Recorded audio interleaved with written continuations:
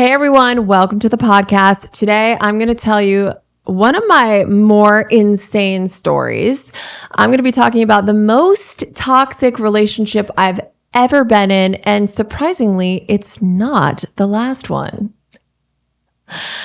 Y'all are in for a real fucking ride. Now, if you want the full uncensored version of this completely insane story, we couldn't include every single element on YouTube because it's that wild.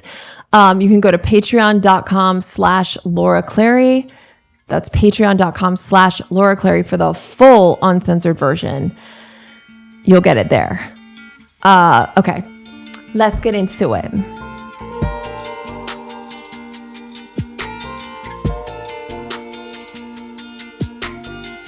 Hey everyone, how's it going? So I was just thinking in the shower. Do you guys think in the shower? I'm a big shower thinker. Love to just think about all areas of my life in the shower. And I like to manifest in there too. I do a lot of things in the shower. I'm a big shower person. I'm the reason that California has a drought. I don't know. I don't trust people who don't like showers. They're just so incredible in every way. The hot water beating down on your back. You could just forget about all your problems just for those 20 minutes. Is that a really long shower? I'll take 20-minute showers. Anyway, okay, so I was thinking about my taste in men. And I was like, damn. Like, you could argue that my picker's off. And I was like, why is that? My shower thoughts. I should just bring this podcast in the shower. I feel like that wouldn't be good for audio. There's never been a shower podcast. The video podcast would be tricky. We'd have to post it exclusively on OnlyFans. But I think it could be a big podcast. Just me like washing my ass. So like, I'm going to answer some questions. Anyway, so I was thinking about my taste in men, and I was like, why do I pick those men? Why have I picked those men? And then I thought about my dad, and I was like, oh, that checks out. That checks out. And then I wanted to tell you about I would say my most toxic relationship. And arguably, it was not the last one, if you could believe it.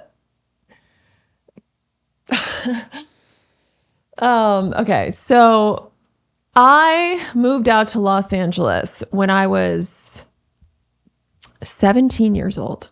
17 years old, so just a few years back.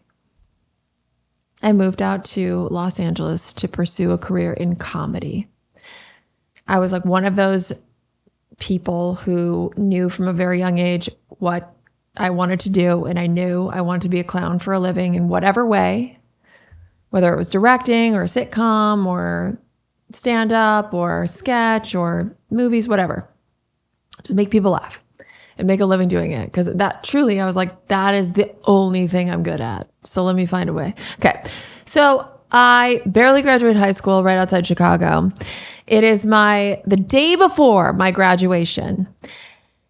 And these two girls who I had done theater with came to my high school, and they were already in college. They were at Northwestern at this point, 2 years older than me.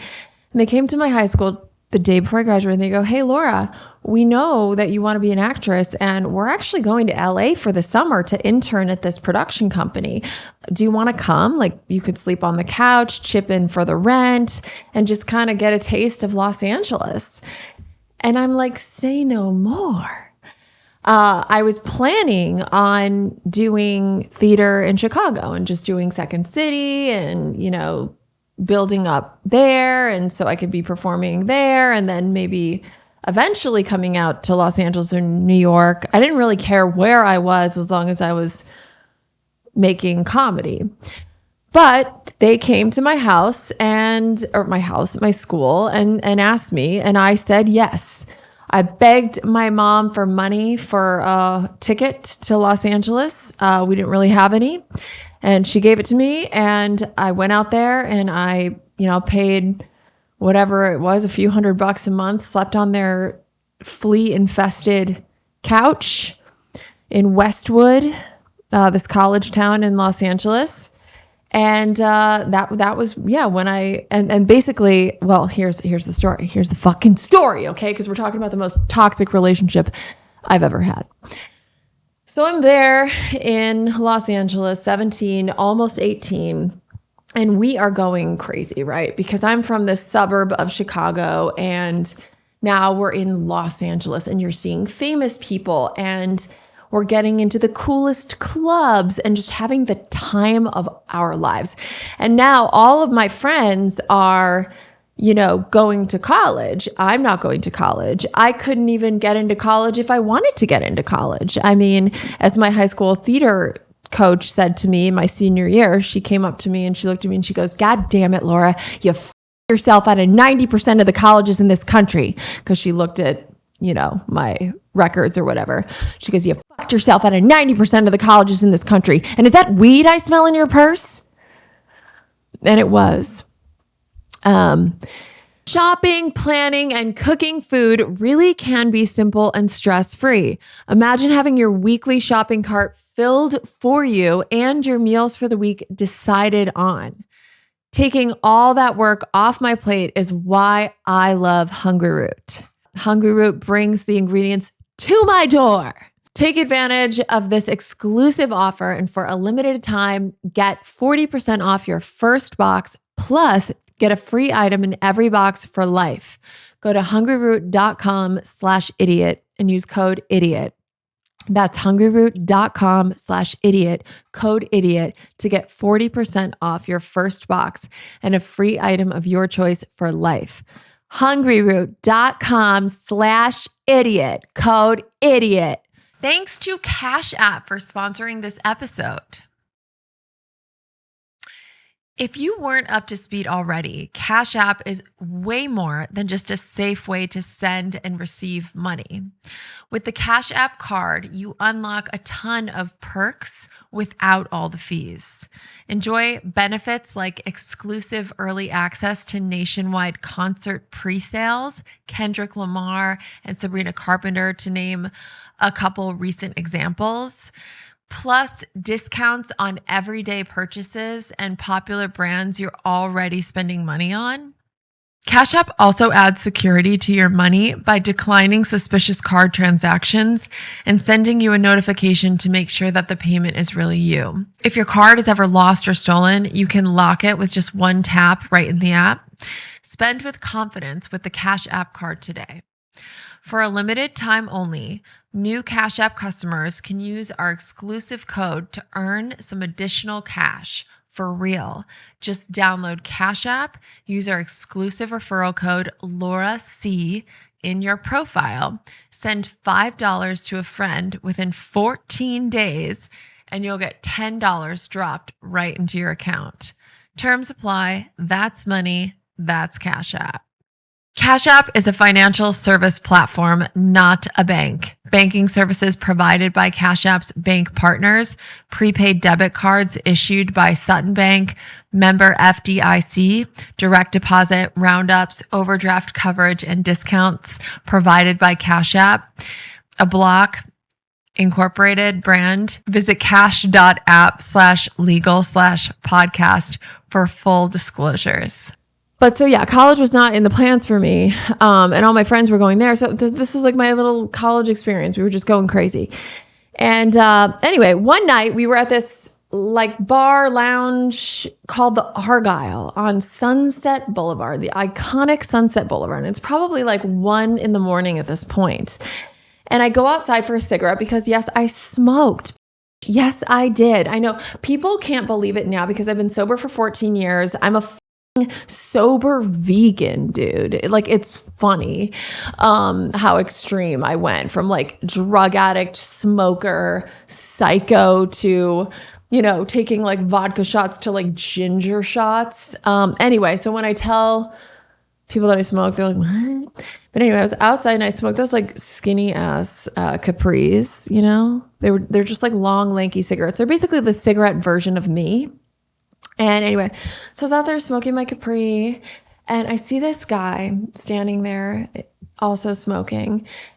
And he was honestly beautiful. Like, he was a pretty boy. You know those boys that are just prettier than you? And you're like, get the away. Like, why are you prettier than me? I don't like it. You know, just like these big, gorgeous eyes and these luscious lips. He was just a pretty boy.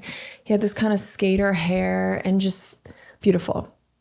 Anyway, he comes up to me and he was like, oh my gosh. And I was like, what? And he was like, you're beautiful. And I was like, so are you. That was me smoking, if you're listening. And then he was like, I would love to shoot you.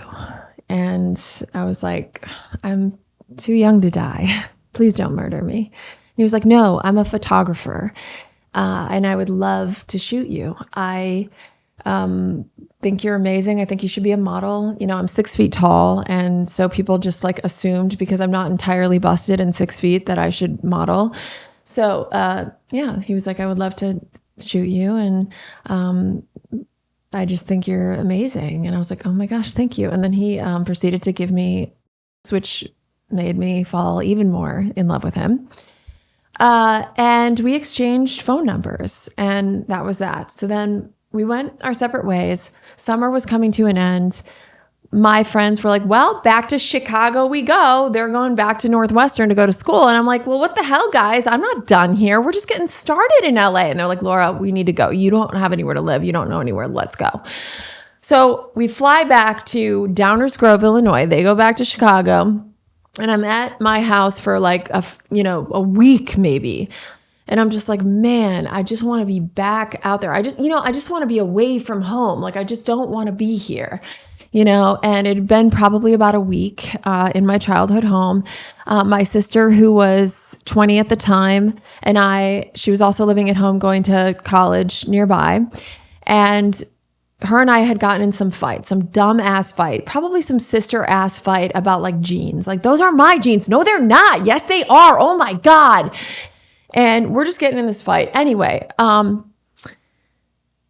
I get this call from the guy, and he calls my house phone because yes, it's 2005. Okay. People were calling house phones. I don't even know. Like, I think he had my cell phone and my house phone.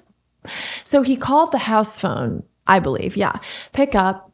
And he's like, Laura. And I'm not going to use his real name. I said, yeah. He goes, it's Damon from the Argyle.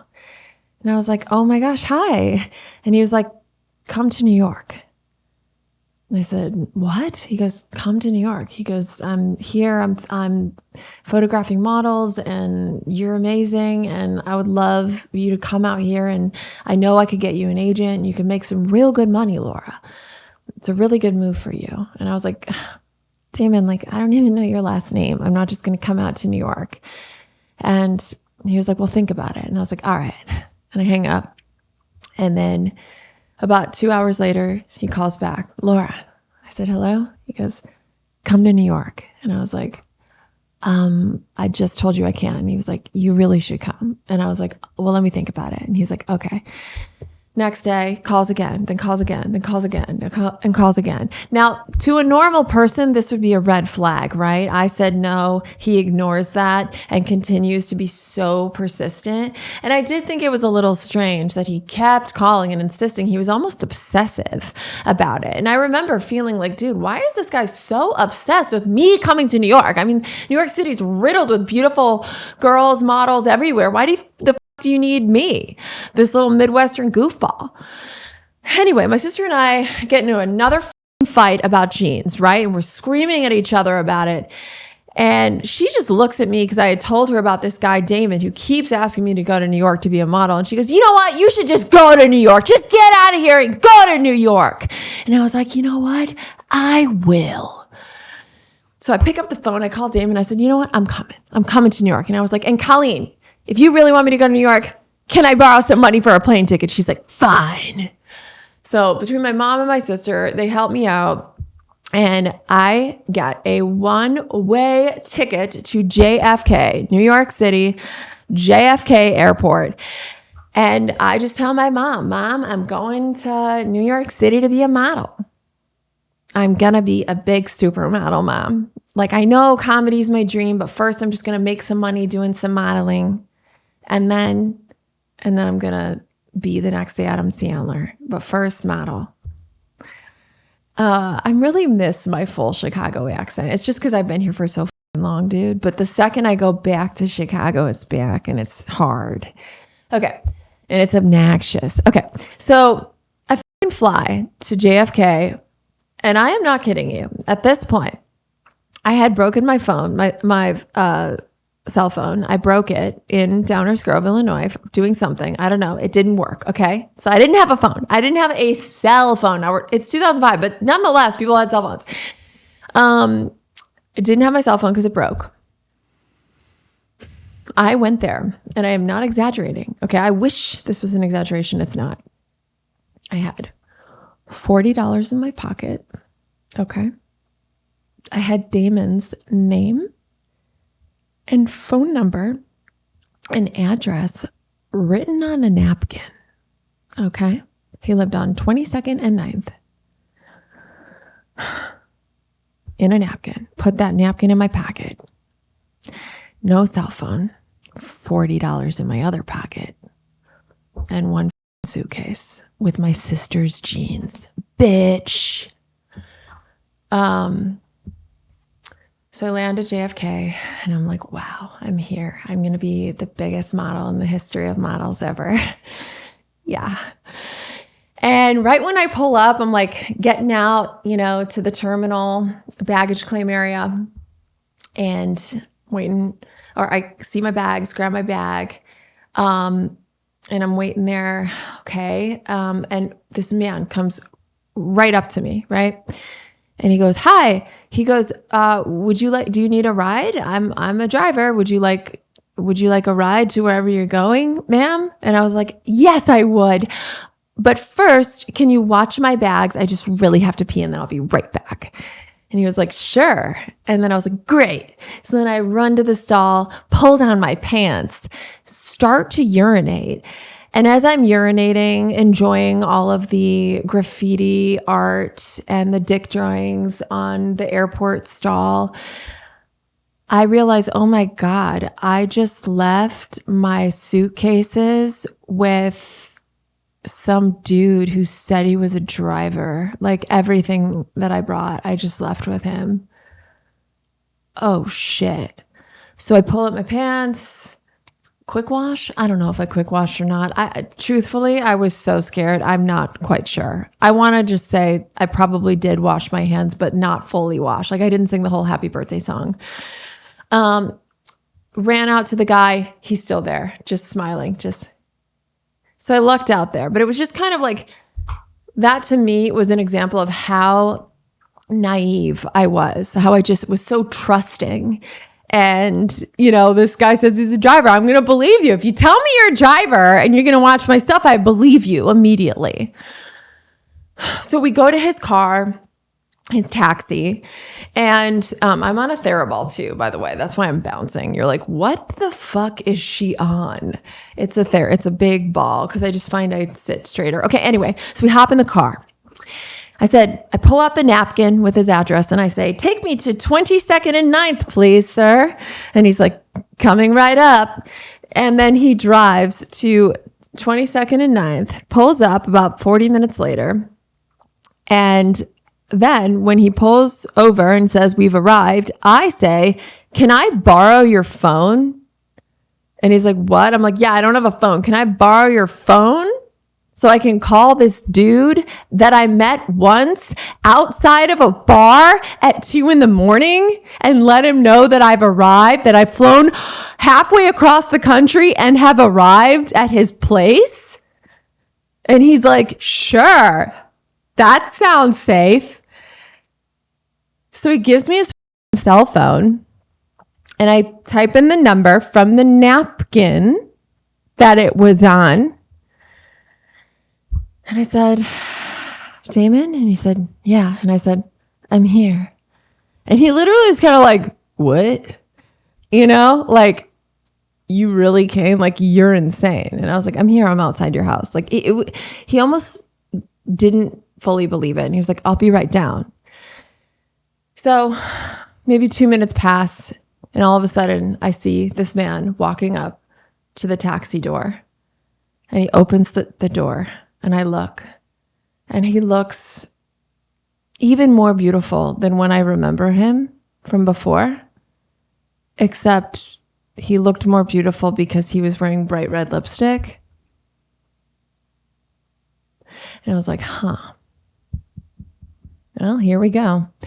And, a lot of thoughts were running through my head when I saw him for the second time in my life. I was like, okay, the red lipstick, gay. He's gay. Okay, this is good. I'm not going to be, assaulted, at least. He's gay. He's just going to be my gay bestie. This is works out even better. Don't think he was gay. Do not think he was gay. I think actually looking back, he was probably bi. As my bi friend says, I like the pole and the hole. So he's like, all right, let me take your bags. I said, okay, cool. So he takes my, whatever, I had one or two big suitcases and a one-way ticket. And we head up to this little old apartment building that's super, super high up. Okay. And we go up 6 flights of stairs, 6 flights of stairs to get up to this tiny little studio apartment. So I am out of breath and sweating by the time we're up to the 6th floor. He opens up the door and I see the most insane room I'd ever seen. It was very scary. It was the size of my bathroom. I mean, I've never seen, it was probably 400 square feet. I don't know. It was a tiny, teeny weeny little studio with a mattress on the floor. And the whole room looked green because he had one light and that light was green. Okay. So the room was green. It was tiny. There was a mattress on the floor. Right next to the mattress was a little kitchenette. Right next to the kitchenette was a bathroom. And that was it. And that was it. And I thought, well, this is going to be fun. I can't wait.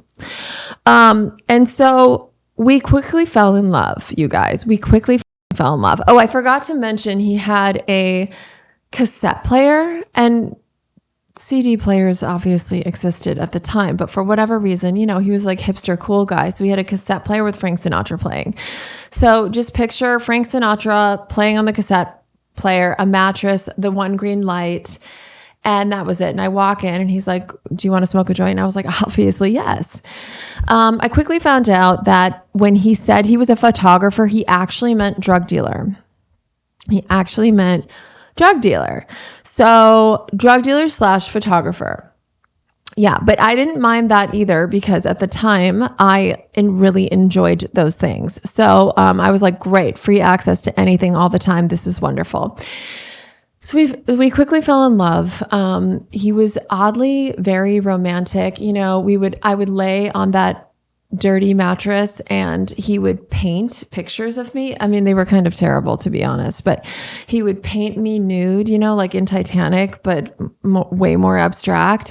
And we would drink wine together and we would laugh and we would have really passionate sex. And then we would get in these crazy fights, these really dramatic fights, where, and this was a few weeks in. I mean, we just really thought we were in some romantic thriller movie. It was so dramatic, but we would be walking in Brooklyn and I would be furious at him because he did something horrific, and then I storm away and then he would run into the middle of the street and he would lay down on the middle of the street and he would scream at the top of his lungs, I'm not leaving until you kiss me.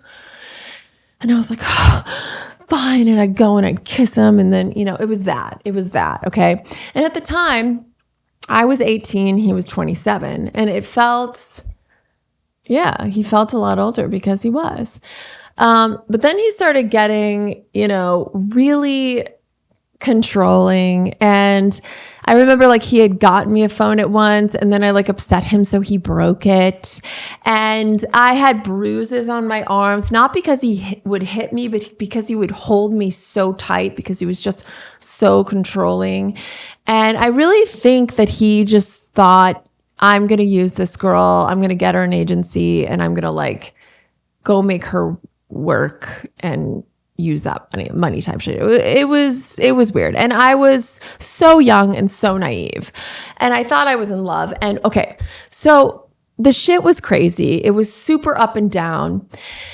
And, for me, I had no money. I didn't know anyone in New York. And I'm just trapped in this studio with this beautiful drug dealer / photographer / drug addict. And I'm like, even if I wanted to leave, I don't know how I would. So one of the nights he was painting me terribly. We're having a great time, drinking too much wine, flirting. And all of a sudden I hear a knock at the door. And it's probably like 10 p.m. at this point. It's later. And I was like, oh. And then we hear, Damon? And I was like, oh. And then Damon looks at me and he goes, shh, don't say anything. Shopping, meal planning, and cooking food really can be simple and stress-free. Imagine having your weekly shopping cart filled for you and your meals of the week decided on. Taking all that off my plate is why I love Hungryroot. Hungryroot takes the stress out of mealtime by filling your cart with personalized picks and planning your week of meals. So it gets smarter with every order, with over 15,000 recipes to choose from each week, many ready in just 15 minutes or less. And a wide grocery section, including smoothies, sweets, kid snacks, salad kits, ready-to-eat meals, and supplements. It's easy to find options that fit your whole family's tastes and nutrition goals. I love Hungryroot for many reasons. I'm plant-based, and sometimes I just cook the same shit over and over and over and over and over and over and over and over and over and over and over and over and over and over and over and over and over and over again. And Hungryroot gives me variety. They have so many different amazing plant-based meals, and you can specify it even more, like plant-based, gluten-free, low sugar, low carb, whatever the hell you're going after, they've got it. They've just got so much variety. I even wrote one month I wanted 5 meals in 5 minutes. I was like, I have 5 minutes.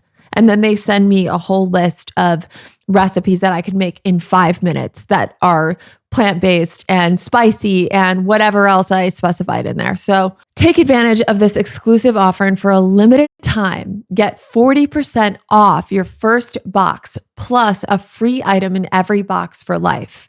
Go to hungryroot.com/idiot and use the code IDIOT. That's hungryroot.com/idiot. Code IDIOT and get 40% off your first box and a free item of your choice for life. Hungryroot.com/idiot, code IDIOT. Don't be an idiot and get Hungryroot. Thanks to Cash App for sponsoring this episode. My first job was at a tanning salon. Yeah. It was a spray tan salon. You could do spray tan. I think you could do regular tan too. I was very orange. And I made minimum wage, but I got free orange spray on my body. And then the manager of the tanning salon was arrested for like peeping in the rooms. I'm not kidding you. It was actually the manager's father. So it was like this old dude who would just peep through the doors to watch the naked girls in the tanning beds. Okay, and what was your first job and how big was your paycheck? And could you have used getting that money a little earlier than payday? If you direct deposit on Cash App, you can get your money up to 2 days earlier than some banks. If you weren't up to speed already, Cash App is way more than just a safe way to send and receive money. With the Cash App card, you unlock a ton of perks without all the fees. Enjoy benefits like exclusive early access to nationwide concert presales, Kendrick Lamar, just to name one example, plus discounts on everyday purchases and popular brands you're already spending money on. Cash App also adds security to your money by declining suspicious card transactions and sending you a notification to make sure the payment is really you. If your card is ever lost or stolen, you can lock it with just one tap right in the app.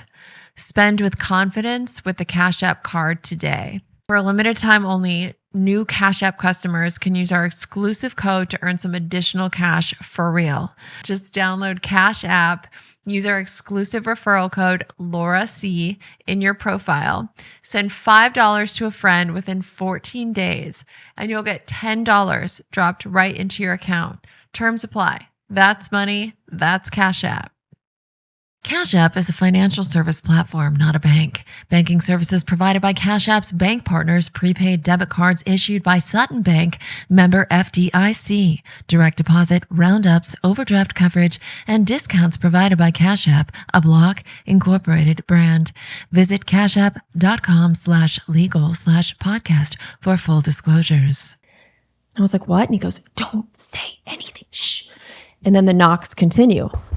Damon! Damon, please let me in. Damon, I love you so much. Please let me in. Damon! Now, he's telling me to shut the fuck up. And I'm like, who is this? And he whispers to me, that's my ex-girlfriend. That's my ex-girlfriend. Don't say anything. And I don't know if anyone else gets like this, but when moments are very uncomfortable, sometimes you laugh. I just started laughing because I was so uncomfortable. There was this girl like screaming for him. I don't know what's going on. I'm probably stoned. So I just start laughing. And then he's like, shut up, and like puts his hand over my mouth. And I'm like, sorry. Okay. So that happens. Eventually she goes away.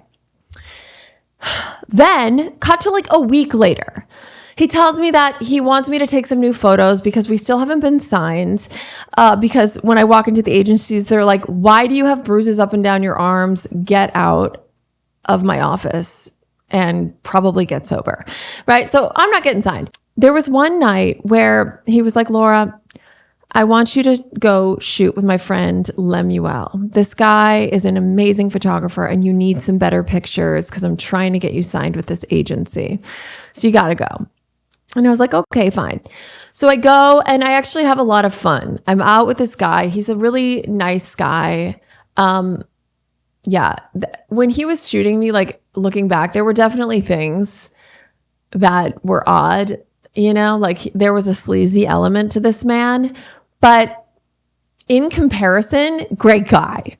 So we were shooting until like 1 a.m. I remember we'd go to these really beautiful hotels and I had these gorgeous gowns on and we were shooting all sorts of cool photos, which I really just wish I had those just for the story. And I just don't.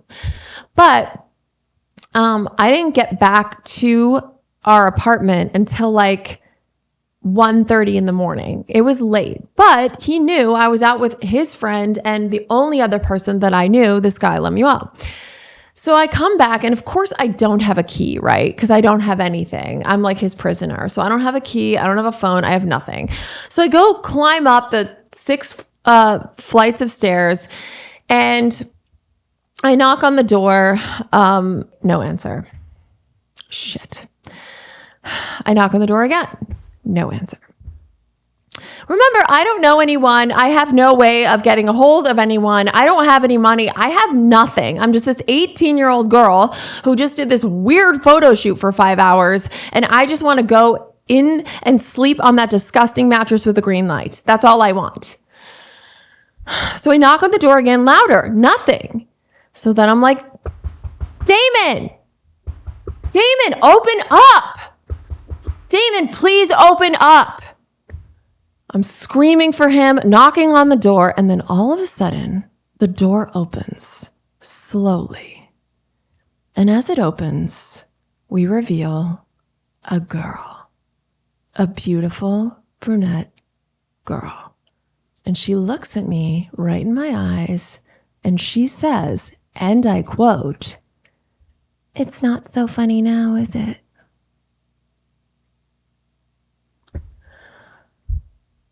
And then it clicks. She was the ex-girlfriend from last week that was begging to come in. Fair play, girl. Fair play. So as she opens the door and she says to me, "It's not so funny now, is it?" I just pause and I kind of freeze. And then I'm assessing the situation. Behind her, I see Damon passed out on the mattress. He's got no shirt on, just pants on, and he's completely passed out. And there's an empty bottle next to him. So this man is completely out. He has no idea that his current girlfriend and his ex-girlfriend are confronting each other at now 2 a.m. And I just look around and I'm like, this is all so fucked up and I need to get out of here. So I look at her and I said, I'm so sorry. I just need to pack up my things and then I'll go. And then she opens the door a little more for me to get in and she goes, make it quick. And I was like, okay. So then she proceeds to sit on the mattress as I pack up my things frantically on the floor because, hello, there's no dressers, there's no anything. It's all on the floor. So I'm packing up all my clothes, putting them back into my suitcase. And she's now sitting on the mattress as Damon lay passed out. And she's just kind of petting his hair and watching me.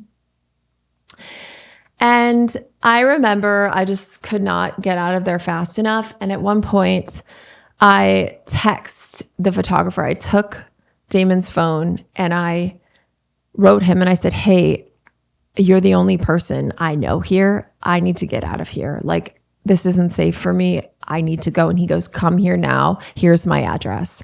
So the photographer from earlier gave me his address from Damon's phone. And I had that. And my plan was to go get my suitcase and just go to Lemuel's. And then from there, get back home to Chicago. So that's my plan. And then, as I'm finishing packing up, I'm like overwhelmed with guilt for laughing that last week. And I just looked at her and I said, hey, I just want to say I'm sorry for laughing. That was really insensitive and not nice. And I'm really sorry that I did that. And she looks at me as she's still continuing to pet Damon's head as he lay there passed out. And she's like, oh, that's okay. Like, I know how Damon gets. I get it. And I was like, right? Like, he can be a little crazy. And she's like, oh yeah, he's insane. And I'm like, no, like he is, right? And now we're literally bonding over what a psycho Damon is together. And then I think at one point I was like, hey, like, do you know where I can get some weed? And she's like, yeah, I have a great hookup. I can give it to you. Like, we were literally vibing. Okay. And just as like I was done packing, I'm like zipping up my bag and I'm ready to go on my way. All of a sudden, Damon wakes up. His eyes shoot open. And he looks so discombobulated in that moment. Like, oh my God, what am I hearing? I hear Danielle, but then I also hear Laura. So he wakes up. He looks to the left. He sees his ex-girlfriend. He looks to the right. He sees me. Then he slow-mo gets up like the fucking exorcist. Just slow-mo shoots up. And I'm like, oh shit. And then he looks at Danielle, his ex-girlfriend, and he picks her up and he goes, get the fuck out of here. And then I'm like, oh. And then he goes, get the fuck out. And she goes, no, Damon, please. I love you.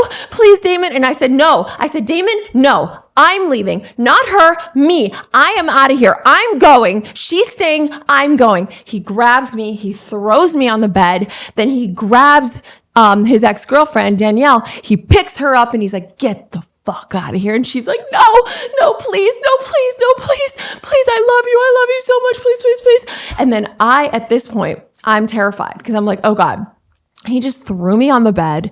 Like I'm so scared that if I try to leave again, he's going to hurt me more. So I'm just kind of like frozen there, but all I want to do is leave. So he throws her out of the apartment, locks the door. I feel fucking horrific for her and terrified for me. And man, if I didn't like shoot the shit with her, I could have been out of there in time, but we got lost in conversation. And then, yeah, it got really scary, dude. So he locks the door. He comes back to me. I remember he like puts his hand on my face and like pins me down on the bed. And he's like, you can never leave me. You can never leave me. And it was that, dude. It was terrifying. So at that point, I felt truly like I had no option, like there was no getting out. And and then it gets crazier. It gets fucking more insane. So about maybe 2 weeks go by, and it's just not pretty, right? The ups and downs. I mean, he is absolutely so abusive, verbally, physically threatening. And I felt like there was a little Stockholm syndrome where there would be these moments where I thought I was in love, but then he would hurt me again. And I just felt so alone, so isolated that I didn't know how I was going to get out of this.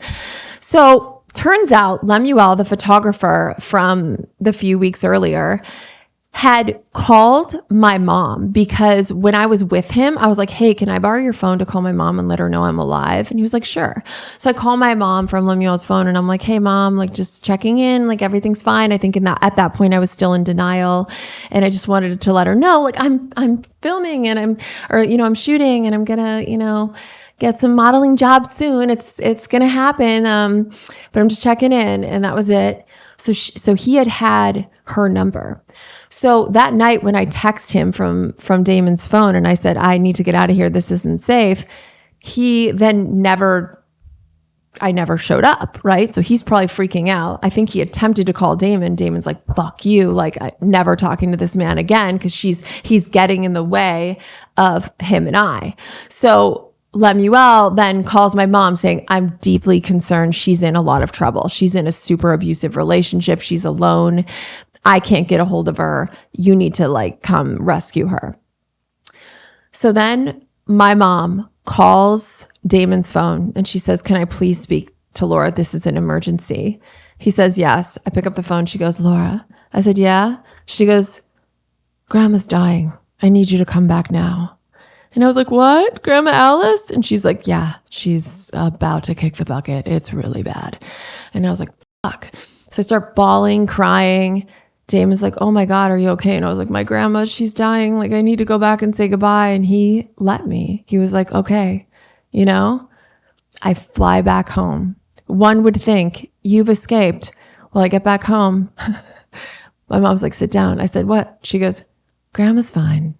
She just ran a 5K. I mean, she's doing great. I said, what? She goes, Laura, we're concerned about you because we were told that you were in a really abusive relationship and we didn't know how to get you back here other than to make this up. And I remember feeling so furious. Now, 39-year-old me looks back and goes, yeah, I get it. Like, she was willing to say anything to get me out of that. But 18-year-old me was like, how dare you? How dare you lie to me? I've been crying for 2 days straight. I thought Grandma was dying. How'd she do in the marathon though? No, she didn't really run the marathon, but she was healthy. She was healthy for a diabetic. And I was so angry. I was so mad. And I think at this point too, I was addicted, I was in my addiction. So looking back, Damon was my, source in a sense for that. He fed me, drugs and alcohol. And I had that Stockholm syndrome, I guess, because I look back and I go, how the fuck did I do what I'm about to tell you and fly back? I flew back. I flew back to New York to be with my abuser. That is the baffling nature of toxic, whatever you want to call them, trauma bonds. And my poor parents must have been so just devastated, but they couldn't control it. Like, I just was off. There was no stopping me. So I fly back, and then just a few days later, we get another bang on the door. I'm like, what is going on now? Open the door. There's this big 6'6" dude, scary fucking dude. And he says, you need to leave now. And we say, what? And they go, yeah, you're evicted. You need to leave now. And we said, evicted? What are you talking about? And he goes, this apartment's in Danielle's name and she's having you evicted. I look at Damon. I said, are you fucking kidding me? He goes, yeah, didn't mention that. The apartment was in her name. So she has us evicted. Of course. Go Danielle. So we are kicked out on the street. Truly, we have to pack up all of our things and get out. And so we have nowhere to go. Now the two of us have nowhere to go. And he says, well, you're in luck because my parents have a place in Long Beach. So let's just fly back to Long Beach. So we fly back to Long Beach and we stay with his mom and dad. Now his mom is an ex-playmate. She's got these massive titties. I've never seen anything like them. She opens the door. She's smoking her cigarette with these massive titties out, bleach blonde hair, and like super tanned, sun-damaged skin, but you could tell that she was once a true baddie. And she looks at me and she goes, she says something along the lines of, why are you with him? What are you doing? Like, why the f are you with him? And I was like, whoa. And he was like, Mom, please don't say that. Then his dad was like, we need to talk. At one point when I was staying there, he brings him into the other room and he starts beating the shit out of him, and I can hear it. I can hear the fights. And Damon had one other brother who was like this really introverted, nerdy guy. And I just remember him like on his computer the whole time, like ignoring the total chaos of his wildly dysfunctional family.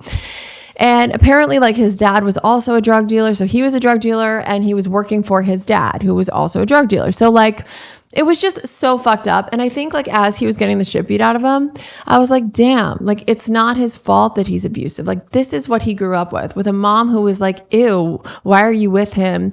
He's a piece of shit. And then a dad who beats him, you know, like I kind of get why he was the way he was. And that made me empathize and go, damn, like I can see why he struggles. But it was just very eye-opening to see his family. Then we get out of there and I'm going to wrap this up, you guys, because I know you don't have all day, but I'm just telling you the most toxic relationship I've ever been in. So we wrap up, probably I'm there for 2 weeks and it was hell. It was really horrible being at his parents' house. They were horrible and so fucked up. So he was like, Laura, like I also have a place in Beverly Hills. And I'm like, what? Why didn't we go there?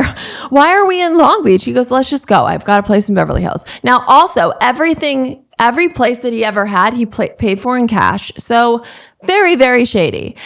So we get to the Beverly Hills place and I remember like, this is really cool. He had all his shitty paintings on the wall and it was a little messy, but like super artistic and fun. And the area was great. And I was like, this is cool.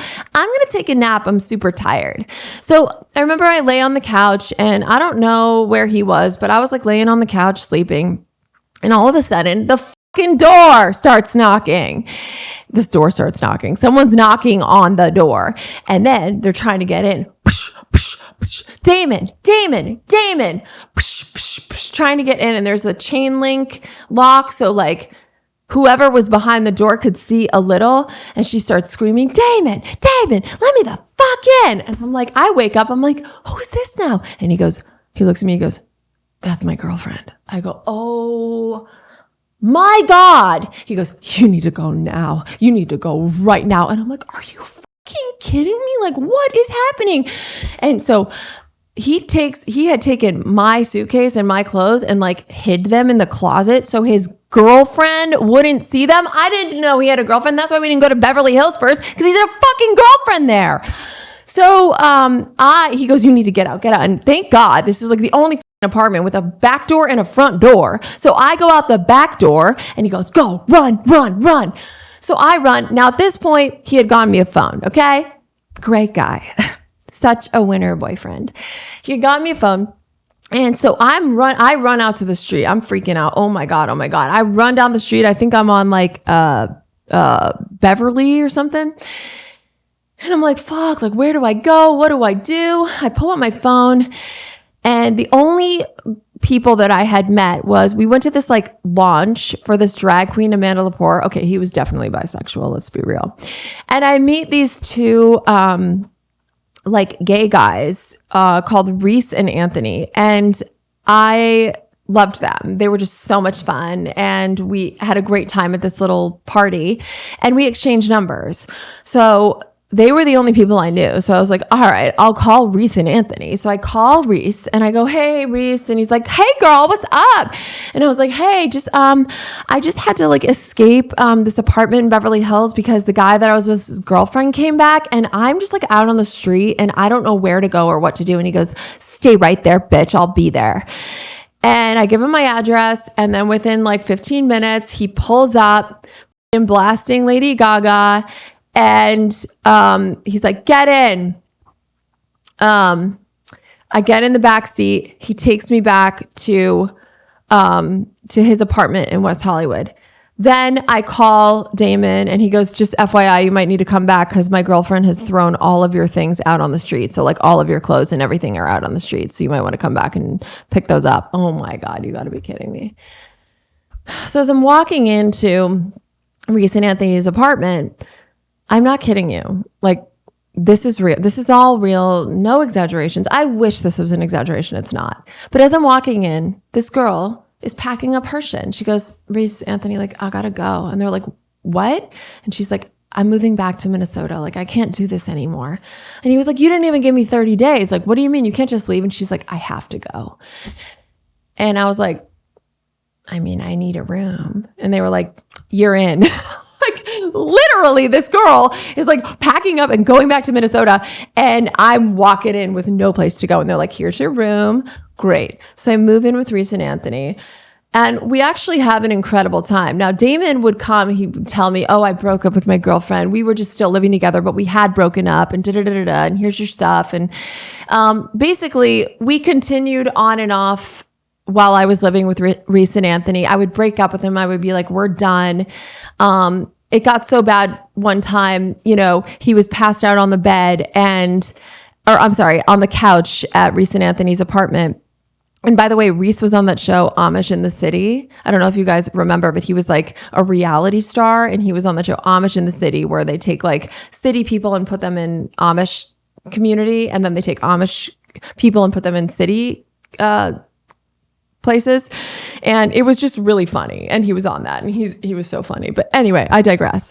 So one day, Damon is passed out on the couch, and I'm talking to my sister on the phone, and I was like, yeah, you know, like he's passed out. So I'm like, yo, he can't hear me. And I was like, yeah, like I don't know, like he's just scary and mean, and I can't eat. Like I don't eat anymore because I'm so anxious, and he's just such an asshole, and he's so mean to me, and I keep trying to leave him, and then he comes back, and it's just not good, Colleen. It's really not good.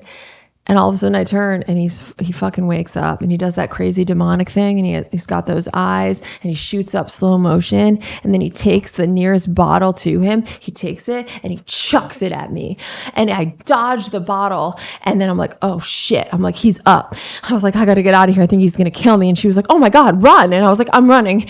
And then I leave the apartment, and I'm running, and we're on like the 4th floor. So I'm like, I have to run around this long hallway to get to the elevator or stairs. And as I'm running, I go, oh my God, he's following me. He's following me. And literally her response was, is he running after you, or is he doing the slow serial killer walk? And I was like, I turned back and I'm like, slow serial killer walk, slow serial killer walk. And we fucking laughed. Like like in that moment, because I think that's how my family deals with trauma. Even in that moment where I was being chased by a fucking psycho abusive addict, she's like, running or slow serial killer walk? I'm like, slow serial killer walk. And I run, I get away from him, whatever. She's so worried about me, she actually moves the out to Los Angeles, moves in with me to Reese and Anthony's. We have the time of our lives until one night she's out on a date with some hot model guy, and I'm sleeping, and I wake up at like 12 in the morning to a hand over my mouth, and my eyes shoot open, and it's him, and he goes, shut the fuck up. And I'm like, oh my God. And he's like, you're never going to leave me, all that stuff. And I start screaming. So loud, help, help, help, help, help. Because I had tried to break up with him, and he broke in through the balcony into the house. And then Reese and Anthony wake the fuck up, and they come hard. They're like, get the fuck off of her, bitch. We'll fucking kill you. And they start like grabbing him, pulling him off. He runs out. They're like, we're going to fucking call the police. You're going to jail. And so he runs off. I wake up, and dude, it was like that. And then one other time he broke in, and my sister and I come back home, and the whole place was completely trashed. I went into the bathroom. There was this letter that my sister wrote to me because she was so worried about me, and he had pissed on the letter. She was like, I'm so worried about you. Like, I know you're being abused. I just want you to be safe. I go into the bathroom. I look in the toilet. The letter is in there and he pissed on it. And I'm like, oh my God, Colleen, he pissed on the letter that you wrote me. And she's like, he pissed on the letter. Oh man, like I worked hard on that letter. I'm like, I know, like we could save it. And she's like, no, we don't have to save it. And I'm like, I mean, we could try. The piss stains add more character. Like we could dry it off and save this. And she's like, no, just chuck it. And then, you know, look, he ended up going to jail. I'm not exactly sure what for, whether it was, dealing drugs or what it was, but he went to jail. And then I started getting calls from, you have a call from LA County Jail, inmate 572. And then it would be like, Damon, because they let him just like say his name. Would you like to accept? And I was like, no. And I just never accepted his, you know, calls from jail. And that is it. That is the last time I saw him, except for one other time. It had been years, okay? I'd moved on. It'd been a few years. He's in jail. My sister and I are starting our life in LA.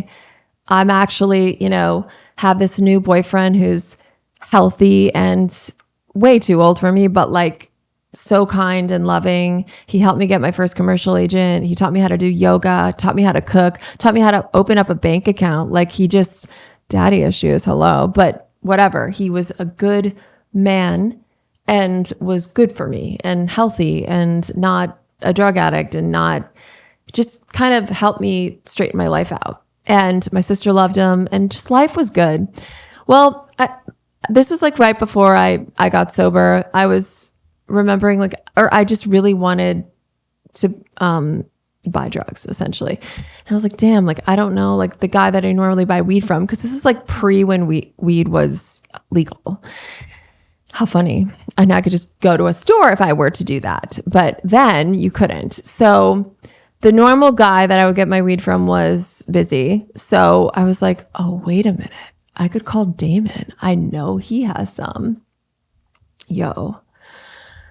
And it had been years. I'm like, there's no way this guy is still like obsessed with me. Like maybe he's out of jail. Like, let me just give him a call. Let me give him a ring.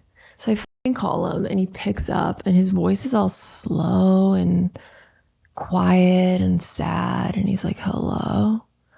And I was like, Damon, it's me. It's Laura. And he's like, how are you? And I was like, I'm good. I'm just actually looking to get some weed. Do you have any? He's like, yeah, come by. I'm at the Beverly Hills place. So I go back there to get the weed. And like I said, it had been a few years and I knew it was risky. I knew he was like insane, but that's also very indicative of, you know, the addiction that I was in. I was willing to risk my safety to numb out, right? And so I go to the Beverly Hills place. I walk in and it's completely trashed. There's just like stuff everywhere, like not quite hoarder level, but close. And he is sitting in the corner and his arms are all marked up. He's got marks, all track marks all over his arms, legs. He's just clearly been shooting up, total addict, total junkie, just like sitting there emaciated. He's slouched over and he's like the least threatening thing ever, right? So when I walked in, I was like, oh yeah, he's not going to hurt me. He can barely move. I mean, and he looked at me and he goes, hey, and I was like, how are you? And he's like, I'm all right. And it was so fucking sad. And I was like, well, thank you for, you know, helping me out. And he was like, you're welcome. And I was like, wait, but like, what are you doing? And he's like, and then he looks at me like this full ass abuser, you know, psycho, looks at me and goes, don't do it. Don't ever do it. And I was like, yeah, but I could just try it once though. I was like, can I just get like one, like, I don't have to like shut up, but like, I'm just like interested in like what it does. And he was like, all right. yo. And literally he like put a tiny, that's how sick I was. He put like a tiny bit, and then I smoked like just the tiniest bit because I was so curious of what it felt like. And I honestly think I didn't do it correctly because I didn't feel high. And the only thing that happened was I got sick and I threw up like an hour later. So that was the last time I ever saw him. And that, y'all, is my most toxic relationship that I've ever had. And I ended up getting clean, a few years later. I started going into recovery meetings around 23 and I finally got it by 25. I've had 14 years clean and sober. I can never imagine when I talk about stories from that time. It feels like a different person. But if you're interested in reading more about what my life was like before I got healthy and better, and then how my bottom, because if you thought that was my bottom, it wasn't. It got way worse. And then how I managed to get out of it and build a life beyond my wildest fucking dreams, yo. If you're interested in that, I wrote a book called Idiot, and you can get it anywhere. You can listen to the audiobook. It's really fun to listen because I do all the voices, and it's just a really fun, entertaining story. There's a lot of laughing, a lot of crying, a lot of cringing, but it's called Idiot, and you can get it anywhere. And yeah, this is just one of the many stories that are in that book. So anyway, I was just very excited about story times. I'm like, wait, I have so many insane stories. I want to start sharing them on my podcast. So that's all. If you enjoyed it, please subscribe. Make sure to hit that like button and subscribe if you're watching this, and subscribe if you're listening. And if y'all want to go live with me every single week where we chat for an hour, I get to know you, you get to know me. I update you on everything in my life. Go to patreon.com/Laura Clary. That's patreon.com/Laura Clary for weekly lives. You get all my podcasts first, all my sketches first. I have a book club where we read a new book every single month. This book is Dr. Ramani, It's Not You, which I haven't read yet, dude. I literally have 10 days to read it, and that's fine. I'm just like, I'm putting it off. It's like recovering from narcissistic abuse, and I know it's heavy, but I know it's good. So if y'all are interested in that, make sure to go and subscribe to my Patreon. I love you guys so much. Comment your thoughts, and I hope y'all have an amazing, amazing day. And just so you know, if you're struggling with addiction, recovery is possible, and I am mother frickin' proof. All right. Bye, bitch.